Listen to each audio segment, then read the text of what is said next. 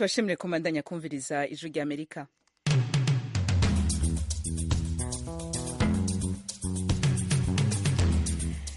Radio ijwi rya Amerika isamira na Washington DC mu Kirundi no mu Kinyarwanda. Mu Burundi muriko mutwumva ku mirongo migufi ya shortwave kuri metero 19 na 22, mu Rwanda mukatwumva kuri FM 104 n'ibice bitatu vy'ijwi rya Amerika.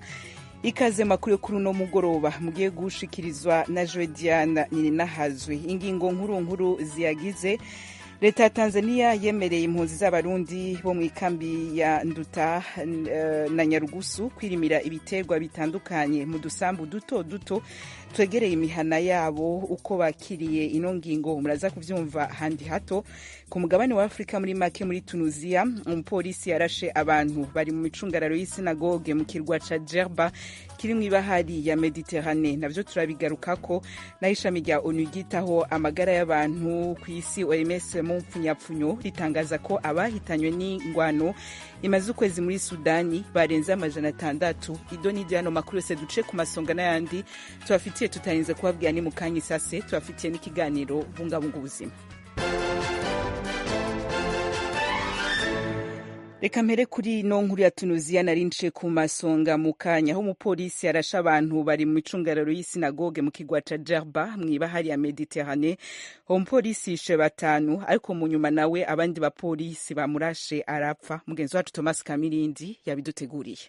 Abapfuye n'abapolisi 3 n'abayahudi 2 bafitanye amasano mu miryango bitwa Aviel Haddad wari ufite ubwenegihugu bubiri bwa Tuniziya na Israeli, na Ben Haddad w'umufaransa. Abandi bantu 8, abapolisi 4 n'abasivile 4 bakomeretse. Uwabarashe nawe bagenzi be bamwishe. Abagenzacyaha barimo baragerageza kumenya icyo bimuteye. Mu 2002 nabwo hekaru ya Djerba mu burasirazuba bwa Tuniziya yaratewe. Umwiyahuzi yayigonze n'ikamyo yari itezemo ibisasu, yahitanye abantu 21 barimo Abanyatuniziya, Abadage n'Abafaransa. Icyo gihe Al-Qaeda yavuze ko ariyo yari inyuma y'icyo gitero. Hekaru ya Djerba niyo ya kera cyane muri Afurika, imaze imyaka 2500 isurwa n'abantu ibihumbi baturuka imihanda yose y'isi. Thomas Kamirindi urakoze, ntuje kure, turongera mu kanya utubwira yo muri Amerika. Ariko imbere yaho gato dukubitire muri Sudani, aho ishami rya ONU ryita amagara y'abantu ku isi OMS mu mpfunyapfunyo rivuga ko abahitanywe n'ingwano imaze ukwezi muri Sudani ubu bamaze kurenga 600. Eugene Mukankusi. OMS yavuze ko abandi bantu barenga 5,000 bakomerekeye mu bifitanye isano n'ubushyamirane hagati y'ingabo za Sudani ziyobowe na General Abdel Fattah al-Burhan n'umutwe witwara gisirikare Rapid Support Forces RSF uyobowe na General Hamdan Dagalo. Abo basirikare bombi bahoze ari inshuti, bafatanije muri kudeta yo mu 2021 yayobeje inzibacyuho ya gisirikare nyuma y'uko Omar al-Bashir mu 2019 akuwe ku butegetsi yaramazeho igihe kirekire. Umwuka mubi wakomeje kwiyongera hagati y'aba bayobozi ba gisirikare mu birebana n'ukuntu RSF yakwinjizwa mu ngabo z'igihugu n'uwakurikira inzira byanyuramo.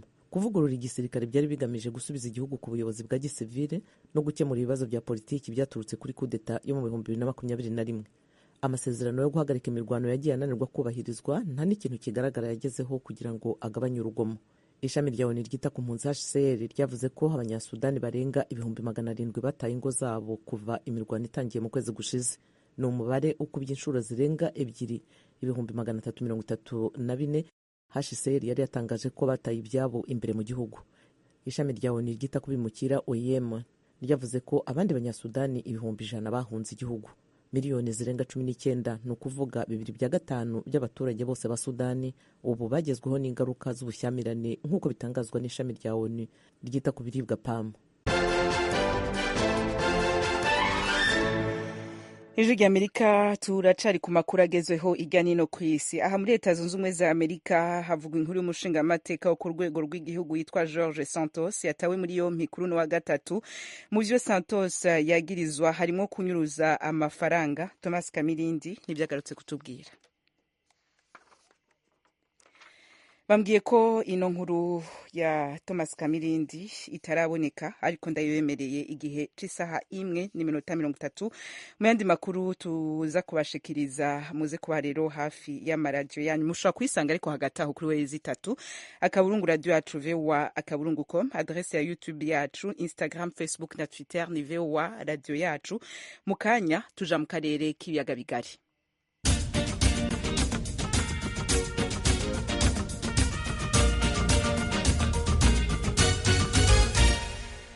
Ayo mu karere k'ibiyaga bigari ndayugururira ku vy'ubutungane mu Rwanda. Ico gihugu ubutungane busabira gufungwa vy'agategekanyo mu gihe c'imisi 30 washinze inzu ikomeye y'imideli iri mu bambika cane abategetsi batandukanye b'ico gihugu. Twahirwa Moses yashinze Motions yagirizwa ivyaha vyo gukoresha ivyangombwa vy'impimbano hamwe n'ibiyovyabwenge. Twahirwa Moses mu misi heze muravyibuka ko hacicikanye amavideo atandukanye ku mbuga ngurukana bumenyi abatandukanye bavuga ko ari gwiwe, ariko yumvikanye kenshi mu bitangazamakuru bikorera mu Rwanda ahakana ko izo video atari we zega n'ubutungane bw'u Rwanda vuga ko atagihamya bufise ko izo video ari gwiwe. Moses uno musi mu rubanza rwiwe yasavye kurekurwa akaburana ari hanze. Ino nkuru turaza kwigaruka ko ku buryo burambuye makuru yacu ari imbere. Muri Republika ya Demokarasi ya Kongo naho nyuma y'imisi 6 imyuzure yisha abantu barenga 400 muri territoire ya Karehe, bamwe mu banyagihugu bateshejwe izabo niyo myuzure bavuga ko bugarijwe n'ibibazo vyinshi aho bari ahatandukanye na cane Bushushu na Nyamukubi. Mugenzi wacu Vedaste Ngabo yakuritiye muri ivyo bibanza kudutegura ino nkuru. Muri abo bakuwe mu byabo n'imyuzuri hari abari mu mashitingi, abandi nabo mu mazu y'abaturanyi atarasenyutse, mu gihe hari abandi nabo bari kurara hanze. Iradukunda bigira Imana Gahanga n'umwe mu bayobozi ba lokalite ya Bushushu yasenywe amazu n'imyuzuri. Uyu twavuganye kuri telefone kuvuga ngo habaye mu ijoro ryo kuwa 4 haje kuboneka ibintu bikomeye cyane, hacika inkwangu mu misozi, amazu garagenda, amatungo aragenda n'imyaka byose, ndetse n'abantu baragenda bacu ku buryo kimu quartier nyobora twaje kubura abantu bagera muri 79. Uyu witwa Shamunda Jean uri mu kigero cy'imyaka 56 y'amavuko utuye mu misozi ya Kamikonzi asobanura ko nyuma y'aho amazu yabo asenyukiye inka zabo n'imirima bigatwagwa bagapfusha abantu. Ubu bugarijwe n'ibibazo by'imibereho muri centre ya Nyamukubi. Uyu twavuganye ku murongo wa telefone. Mu by'ukuri mudufashije mwaduha ubufasha kuko icyambere abantu bari kurara ku misozi, ntacyo kurya, ubwo ntacyo kwiyorosa, bityo rero turiho nabi kuko ibyo kurya byose byari byeze mu misozi. Murazi ko ntiduhunika mu bigega, ni mu mirima byaratembye byose byaragiye. Nta kindi abantu bafite icyakora n'imfashanyo guverinoma iri kohereza abantu ni benshi sinzi ko ushobora kubonaho no ku mashi. Bityo rero turabasaba nk'abantu b'abatabazi nyabona mudutabare. Abana babayeho nabi, benshi bahuye n'ibyo bibazo bubaruziye muri za hopitale kubera umubare w'abantu benshi bishwe n'imyuzuri, abandi nabo bakabura iburengero. Amashiramwe afasha arimo Croix Rouge ya Kongo akomeje gushakisha mu byondo no mu nzuzi. Justin Iringiyimana Semansa ni umuturage wo mu misozi miremire ya Karehe, yavuye mu mwana wo muri Nyamugari ubu ari Bushushu aho yaje kureba ko yabona imirambo y'abavandimwe bibishwe n'ibiza. Afite imyaka 35 nawe twavuganye kuri telefone. Mu nzu yacu twebwe hagiyemo abantu 9, kuri buno rero ntacyo twabura twasaba, turugusaba leta hari cyo yadufasha, nta kintu twari twabona, kandi aho ngaho Nyamugari habuze abantu bari mu 104 nibo babuze. Habonetsemo umubyeyi wanje umwe bitaga Gatoto uzamukunda, yapfanye bamusanze hano mwayino nkangu, yapfanye n'abana be 8 bari baremye isoko. Ntabwo kubuze n'isaha bamwe twarababuze, twabonye 5, 3 turababura. Kuri uyu wa kabiri intumwa za leta ya Kongo zatanze ubufasha bw'ibifungurwa bigizwe n'amavuta, ibishimbo, ifu, amasabune ndetse n'amafaranga ku miryango 200 yibasiwe n'ibiza muri Kalehe. Usibye leta ya Kongo iri gufasha abibasiwe n'imyuzuri, amashiramwe atandukanye arimo Médecins Sans Frontières nari kuvura abakomerekeye muri ibyo biza. Umuyobozi wa territoire ya Kalehe Thomas Bakenga avuga yuko imirambo y'abibasiwe n'imyuzuri imaze kuboneka ubu ari 411 ariko bakomeje igikorwa cyo gushakisha iyindi. Vedase Ngabo, Ijwi rya Amerika, Uvira.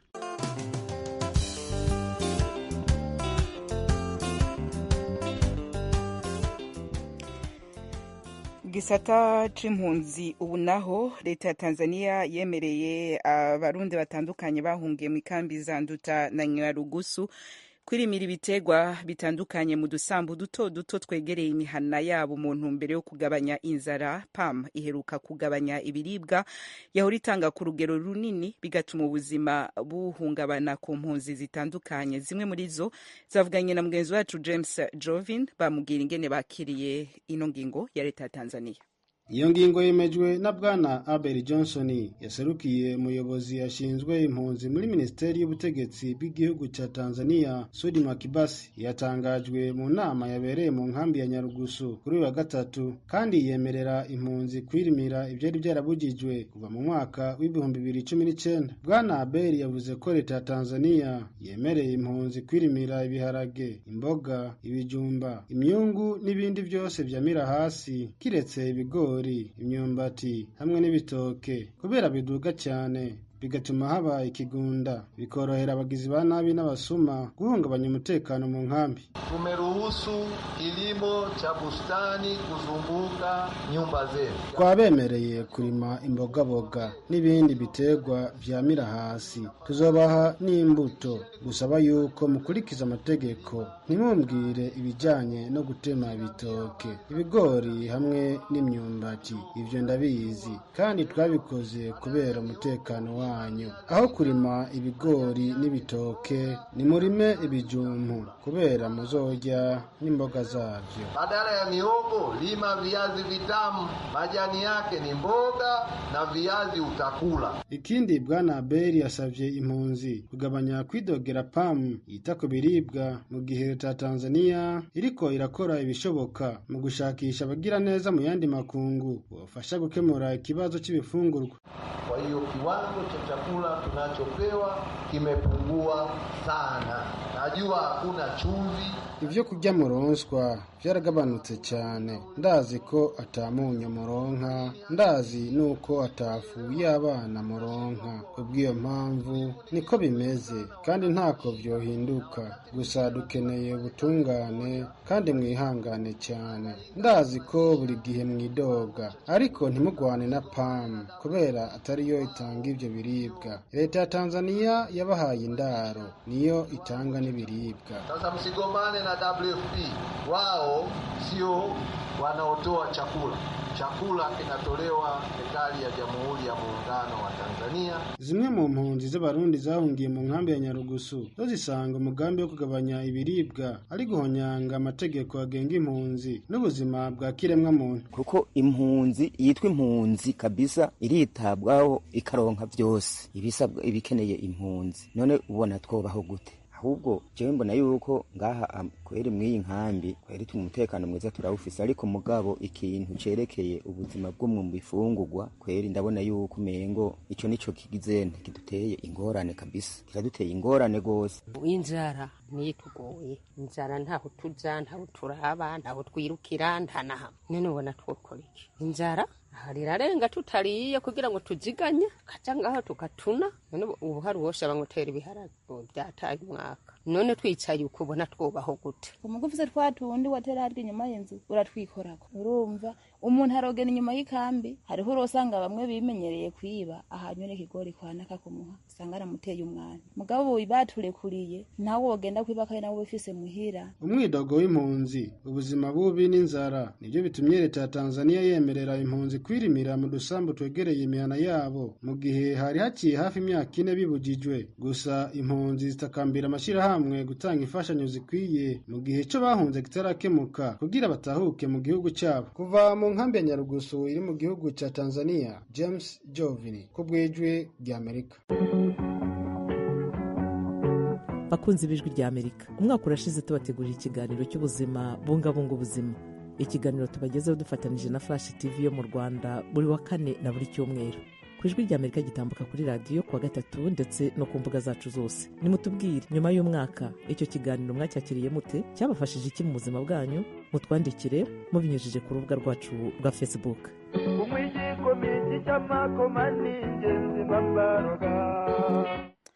Ejo ni Mukankusi niwe mwariko murumva muri ubwo butumwa bw'ijwi ry'Amerika bubasaba kutubwira ico mwibaza kuri bungabunga.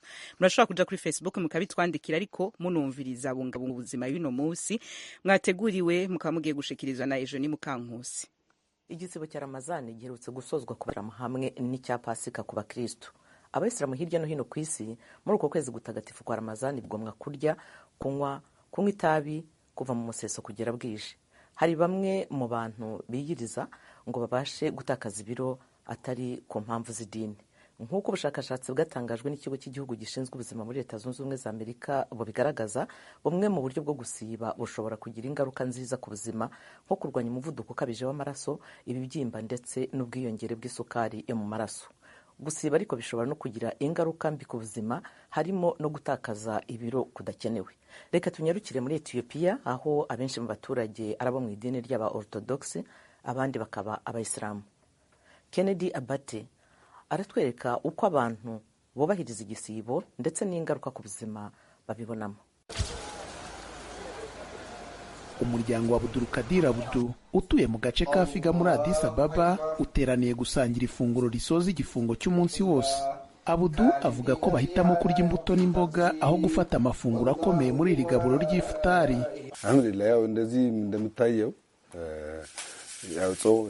Urakoze Mana, kubera ko twamaze umunsi wose twiyirije ubusa kurya ibintu nk'imbuto byorohereza igifu mu igogora. Nyuma yabyo turavuga isengesho. Kurya irindi funguro ntabwo ari byiza kugeza nyuma y'amasengesho. Ubusabane bukunze kuba kenshi mu gihe cy'igisibo. Abaturanyi barasurana cyane mu gihe bari mu gisibo. Ubwo twasuraga umuryango wa Abdu, twahasanze abaturanyi n'abandi bashyitsi baje gusangira nawe ifutari. Umwe muri bo ni Bwana Tekiye Girimayi, umukristo w'umwortodogisi nawe wamaze umunsi wose yiyirije ubusa. Abaortodogisi bigomwa kurya kugeza saa 9 z'igicamunsi, kandi naho baririye ntibarya ibikomoka ku mata n'inyama. Girimayi uvuga ko ubuzima bwe bugaragaza impinduka nziza mu gihe cy'igisibo, ubarateganya kureka inyama burundu. By the way, ni ጾም ከመጀመሪያ በፊት በወጣትነት እድሜ ያለ ስጋ ምኖር አይመስለኝም ነበር። Ubwo nari nkiri umwana ntaratangira kujya nsiba, najyaga nibwira ko ntabaho ntarya inyama. Nyamara nyuma yaho ntangiriye gusiba, ubuzima bwanjye bwajemo impinduka nziza. Ubu birangora cyane kurya inyama igihe cy'igisibo kirangiye. Hari indwara nyinshi zituruka ku kurya inyama. Nibwira ko Imana yazanye igisibo kugira ngo tugire ubuzima bwiza. Undi mushyitsi witabiriye ifutari kwa Abduru ni Abdurrahman Mohamed, uvuga ko inyungu z'igisibo ku buzima zisobanuwe mu bitabo by'iyobokamana. ከጤና አኳያ ደግሞ ያው ሳይንቲፊካሊም መጾም siyansi ubwayo yashyigikiye ko gusiba bifite ingaruka nziza ku buzima. Abantu bafite mu nda hanini nkanjye bagirwa inama yo kugira icyo babikoraho. Inyandiko nyobokamana nazo zivuga ko igisibo gifite inyungu nyinshi ku buzima. Muganga Brena Musaru, inzobere mu buvuzi bw'indwara z'imbere mu mubiri, avuga ko gusiba bifite inyungu haba ku mubiri ndetse no mu by'intekerezo. Gusiba bifite inyungu nyinshi ku buzima. Abantu bafite umubyibuho ukabije batakaza ibiro by'inyongera. Ibyago byo kurwara igifu biba ari bikeya. Kwiyiriza ubusa biturinda kunywa ibisindisha. Bizana kandi uburyo bwo guhindura mu buryo turya, aho tugabanya inyama ndetse n'ibikomoka ku mata. Bisa nkaho turya indyo yuzuye mu gihe cy'igisibo. Kandi ibyo bifite inyungu nyinshi haba ku mubiri no mu ntekerezo. Bidufasha kuba ubuzima bwiza. Muganga Musaru atanga inama ko na nyuma yo gusoza igihe cy'igisibo, abantu bakwiye kwitondera ibyo barya kugira ngo badashyira ubuzima bwabo mu kaga. Avuga ko akamenyero kabo mu by'imirire kagomba kujyana n'inyungu ibyo barya bifitiye ubuzima bwabo. Ni izihe nyungu igisibo gifite ku buzima? Muganga Zaitun Mohamed Aminu, umuhanga mu by'imbonezamirire kuri kaminuza y'ikoranabuhanga mu by'ubuvuzi wo muri Leta ya Kano muri Nigeria, aradusobanurira byinshi kuri iyi ngingo. So when we look at the health benefits just like how some researchers have explained that fasting helps in making someone to lose weight, especially for those that wanted to reduce their weight. It's a very good way for someone to reduce his weight. Rero iyo turebye ku nyungu bifitiye ubuzima nk'uko bamwe mu bashakashatsi babisobanuye, gusiba bifasha umuntu kugabanya ibiro cyane cyane ku babikeneye. Ni uburyo bwiza cyane ku muntu wifuza kugabanya ibiro, kuko umuntu bwe aba agiye kugabanya ingano ya karori yinjiza mu mubiri we. Ikiyongera kuri ibyo, gusiba bifasha mu kuringaniza ikigero cy'isukari mu maraso. Rero isukari yo mu maraso igenda ijya ku rugero ruringaniye mu gihe cy'igisibo, bitewe no kugabanya imikorere y'imisemburo ya insuline iterwa n'ibinure biba biri mu maraso. Ikindi, kwiyiriza ubusa cyangwa gusiba byongera imikorere y'ubwonko. Imikorere y'ubwonko byagaragaye ko yiyongere cyangwa igakora neza ku muntu wakoze igisibo. Mu gihe turimo gusoza umunsi wacu wo kwiyiriza, tugomba gufungura imbuto zo mu bwoko bwa date zikiri nshya. Mu gihe tutabasha kubona izikiri nshya, dushobora gufata izumye. Mu gihe utabasha kuzibona, wanywa amazi. Rero iyo urebye ibi bintu byose, idini ryacu ryatwigishije ubusobanukirwa kw'intego y'ibanze yabyo ari ukongera kugarura isukari y'amazi tuba twatakaje mu gihe cy'igisibo. Ni ingenzi cyane rero ko umuntu urimo gusoza igisibo cye afungura ikintu gisubiza ku murongo ikigero cy'isukari yo mu mubiri no kumugarurira amazi yatakaje mu gihe yari mu gihe cy'igisibo. Urugero, dushobora kurya imbuto n'imboga zikungahaye kandi zifitemo amazi menshi. Reka dufate nk'urugero urubuto rwa watermelon. Watermelon ni ibiryo byiza byifitemo amazi menshi kandi byifitemo n'urugero rw'isukari rwafasha amaraso yacu kongera gusubirana isukari yatakaje. Mu gihe abayisilamu babarirwa muri za miliyoni hirya no hino ku isi bubahiriza ibijyanye no gusiba mu kwezi gutagatifu kwa Ramazani, abaganga bagira inama abantu bari kuri gahunda y'imiti kugendera mbere na mbere ku nama za kiganga. Abaganga n'abahanga mu by'imiti ku ivuriro rya British Midland mu gace ka Walsall baragira inama abarwayi bari mu gisibo cyo kwiyiriza ku buryo bahindura ingano y'imiti yabo cyangwa bagahindura inshuro bayifata mu gihe barwaye indwara zikomeye kandi zidakira. Saad Udin, umurwayi kuri iri vuriro, avuga ko we n'umugore we barwaye diyabete ariko barimo kwiga uko babyitwaramo mu gihe barimo no kubahiriza igisibo cya Ramadan. It's been a long time, 22 years, so I know how to manage it. Hashize igihe kirekire, imyaka 22 ku buryo nzi uburyo mbyitwaramo. Mbere na mbere mfata imiti kare mu gitondo na nijoro ku mugoroba. Turabihindura rero tukayimurira ku mugoroba izuba rirenze na mu gitondo mbere y'uko rirasa. Ibyo nta ngaruka bigira ku ndwara yanjye ya diyabete, kandi tunywa amazi menshi, tukarya na salade nyinshi, salade y'imboga rwatsi, ibidufasha kumara umunsi wose, kandi ku manywa tugenzura uko ibipimo by'isukari yo mu maraso bihagaze. Imam Mohamed Said, umuyobozi w'umusigiti wa Aisha, avuga ko ubuyobozi bw'idini bufasha mu gutegura abayoboke mbereho ibyumweru ngo igisibo gitangire. Batumira kandi n'inzobere mu buvuzi ngo nazo zibagira inama. Ku bufatanye n'ishyirahamwe ry'ubuvuzi rya Kiyisilamu n'indi miryango ya kiganga, dutegura ibiganiro aho dutumira abantu bakaza bakabaza ibibazo hanyuma bagahabwa ibisubizo. Abaganga ndetse n'abayobozi b'imisigiti bafite inzobere mu by'imiti zifasha kuganira n'abarwayi zikaba zabahindurira imiti bandikiwe n'uko bazajya bayifata. In this area, we have a high prevalence of diabetes, type 2 diabetes. Muri iki gice hari ubwiganze bw'indwara ya diyabete y'ubwoko bwa kabiri mu baturage bacu. Rero dufite abarwayi benshi bari ku miti ya diyabete. Umwe muri iyo miti inyobwa 3-4 ku munsi. Iyo abarwayi bari mu gisibo, hari ibihe baba batabasha gufata uwo muti, bitaba ibyo igisibo cyabo bakakica.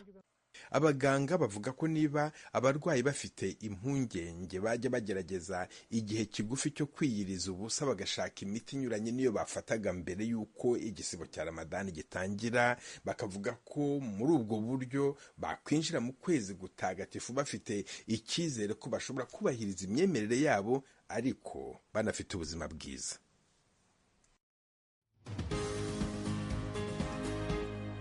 Gusiba akenshi bitera kumagara mu kanwa, nyamara abantu bamwe basa nkaho kenshi bavura amacandwe mu gihe bari mu gisibo. Ibyo biganisha ku myumvire y'uko gusiba byaba byongera ivuburwa ry'amacandwe. Ese ibi byaba ari byo cyangwa si byo? Amacandwe afasha mu gukanjakanja ibiryo, mu kugabanya aside no kubuza bagiteri kororoka ndetse n'ibindi. Igisiba kenshi gitera gukayuka k'umubiri n'igabanuka ry'amacandwe nk'uko inzobere mu buvuzi bwo mu kanwa zibitangaza. Kubera iyo mpamvu abantu bashobora kugira impumuro mbi mu kanwa. Mu rwego rwo kwirinda impumuro mbi mu kanwa mu gihe uri mu gisibo, abaganga b'indwara zo mu kanwa batanga inama ko koza mu kanwa mbere yo gusiba, kunywa amazi menshi nyuma yo gusiba, ari nako wirinda kunywa ikawa ndetse n'ibindi biryo bifite impumuro ikomeye. Inzobere mu buvuzi zivuga ko bamwe mu bantu bashobora kuvura amacandwe menshi mu gihe bari mu gisibo.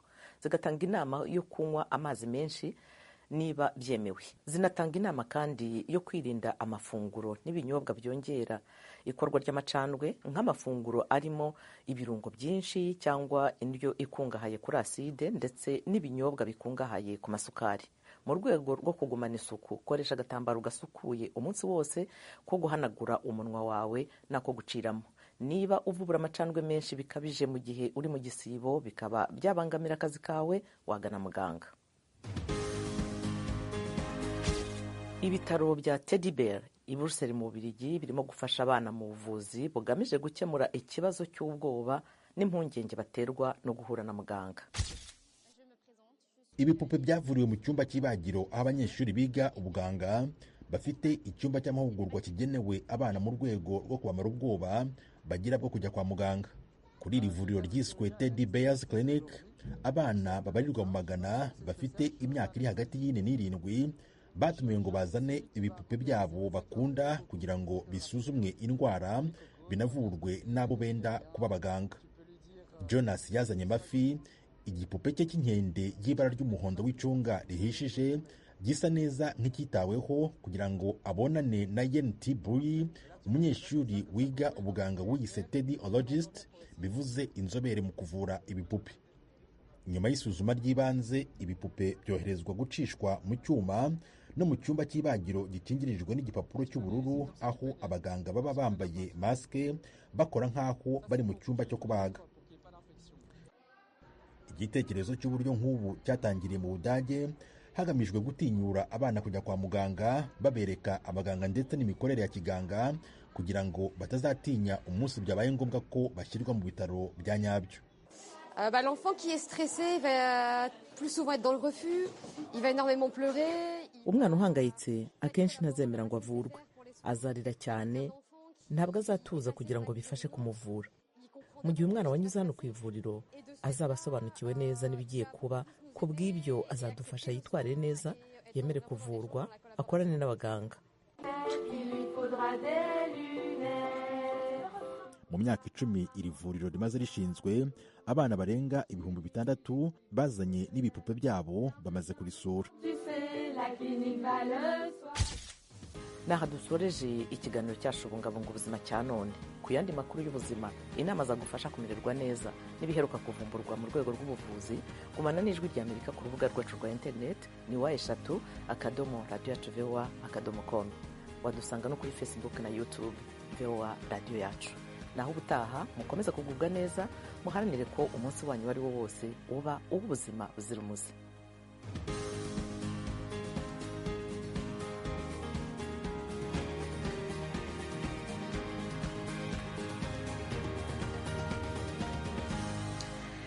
Ejo ni Mukankusi, urakoze. Abana banyu namwe mubarinda gute gutinya kuja kuraba muganga? Mwumvise ahandi uko bariko barabigenza, mushobora kwandikira Ijwi rya Amerika kugira ngo ibitekerezo vyanyu arivyo vyumviro bizoce muri bungabunga ubuzima mutegurirwa mukongera mugashikirizwa na Ejo ni Mukankusi imisi yose ya gatatu murayikurikira mugangera kuyikurikira kuwa kane kandi muradusanga kuri wezi tata kaburungu radio yacu vewa akaburungu ko muje handitse bungabunga ubuzima ku ruhande rw'amavideo duce dusozera ngaha iki gice kindi c'ibiganiro vyacu vy'uno mugoroba mu Kirundi n'ikinyarwanda nshimira badufashe muhinga bw'ivyuma Nadia Tahana Ejo niho bari kumwe kuri mikro ya Lidiane Ninahazwe Etienne Karekezi niwe yarahagarariye ibiganiro vy'uno mwanya ku izina rya bagenzi bacu bose tubikebanuye twifuriza kubandanya muranirwa mu vyo mrimwo turongera saa 8:30